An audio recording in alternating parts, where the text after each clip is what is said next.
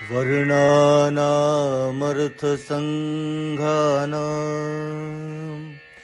रसानां छन्दसामपि मङ्गलानां च कर्तारौ वन्दे वाणी विनायकौ।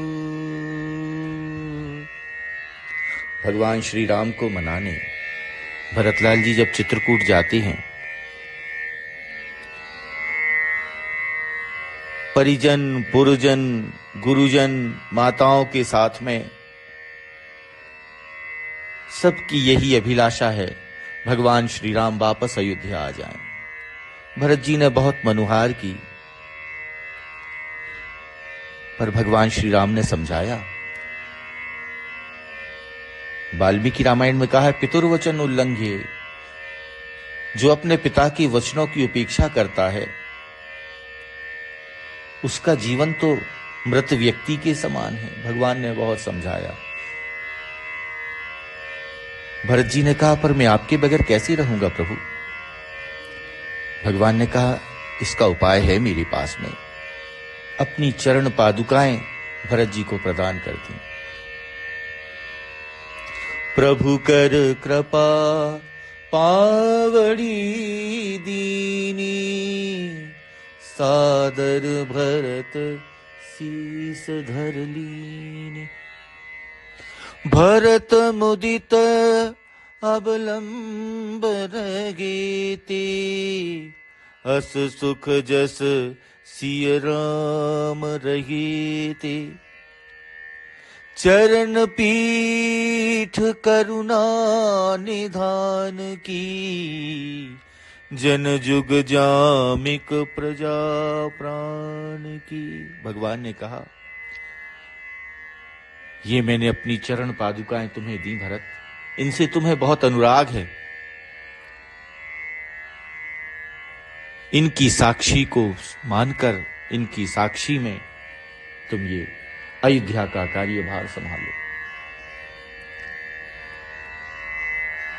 संत लोग कहते हैं, भरत जी को भगवान ने पाउड़ी क्यों दी? तो बड़ा सुंदर एक भाव प्रस्तुत करते हैं। भगवान के विवाह के समय जब सीताराम जी का विवाह हो रहा था, तो जनक जी ने अपनी 3 अन्य कन्याएं भी परिवार के सदस्यों के लिए प्रदान कर दी। भगवान श्री राम के छोटे भाइयों को दे दी।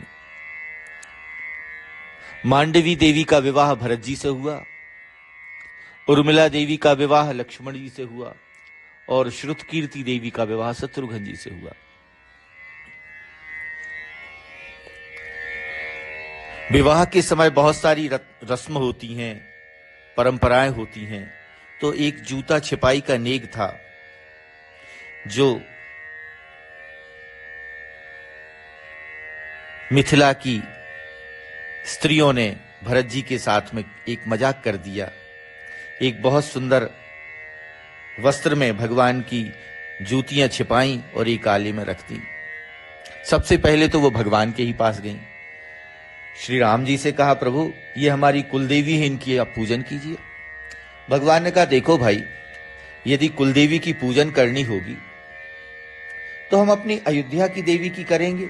हमारा कुल तो रघुवंश है, हम सूर्यवंशी हैं, तो हम लोग अपने कुलदेवी की पूजन करेंगे, आप अपनी कुलदेवी की करिए। वो समझ गई स्त्रियां कि ये दिखने में जितने सीधे हैं ना, ये इतने ही टेढ़े हैं। वे गई शत्रुघ्न जी के पास में, लक्ष्मण जी के पास में।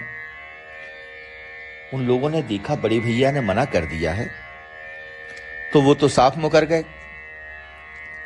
अब ये लोग गई भरत जी के पास में, कहने लगी, देखो भैया, ये जो बड़े लाला हैं ये तो इस बात को समझ नहीं रहे हैं, और दोनों कुमार अन्य भी इनकी बात नहीं समझ रहे हैं। यहां यदि देवी का अपमान हो गया तो श्री राम का कुछ अनिष्ट हो जाएगा। भरत जी ने सोचा, थोड़ी सी पूजन करने से यदि कोई देवी प्रसन्न होती हैं या नाराज होती हैं तो पूजन करने में क्या बुराई है।